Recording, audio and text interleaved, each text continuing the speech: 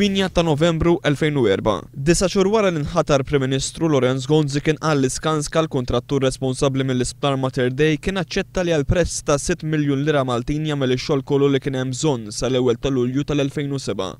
Skont l-istess qarrija tal-Gvern, dan ix-xogħol kellu jinkludi s-servizzi offruti mid-Dipartiment tal-Onkoloġija.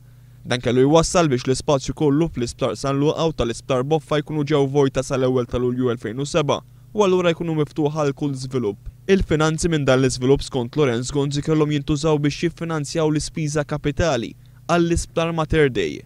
F'Ġunju tal-2007 wara snin ta' stennija u dati mhux milħuqa kien inawgurat l-Isptar Mater Dei. Iżda l-kontrarju ta' dak li ngħat fl-istqarrija mill-Prim Ministru Lorenz Gonzi, dan l-isptar il-ġdid minkejja ħlas żejda li ħadu l-Skanska ma kienx jinkludi d-Dipartiment tal-Onkoloġija, għalhekk l-Isptar Boffa kellu jibqa' jiġi użat bħala sptar għal kura tal-kanċer. F'Settembru tal-2007, is-sajf ta' qabel l-elezzjoni ġenerali tal-2008, il-Ministru Austin Gatt kien ikkonferma għajdut li l-Isptar Boffa se jkun trasformat f'lukanda ta' 5 tilel f'preżentazzjoni li kien għamel ta' riġenerazzjoni tal-Port il-Kbir.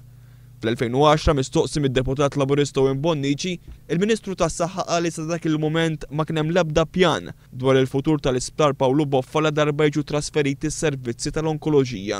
Diċembru 2012. L-Isptar Boffa mhux biss għadu ma ġiex trasformat f'lukanda ta' 5 tilel kif kien ħabbar il-Gvern lejlet l-aħħar elezzjoni ġenerali, imma du sal-lum jintuża bħala sptar tal-onkoloġija. Dan għaliex il-Gvern waqalura ripetutament mid-data tal-ewwel ta' Lulju 2007 li kien iffissawa stess bħala data ta' tlestija għall-isptar ġdid tal-onkoloġija.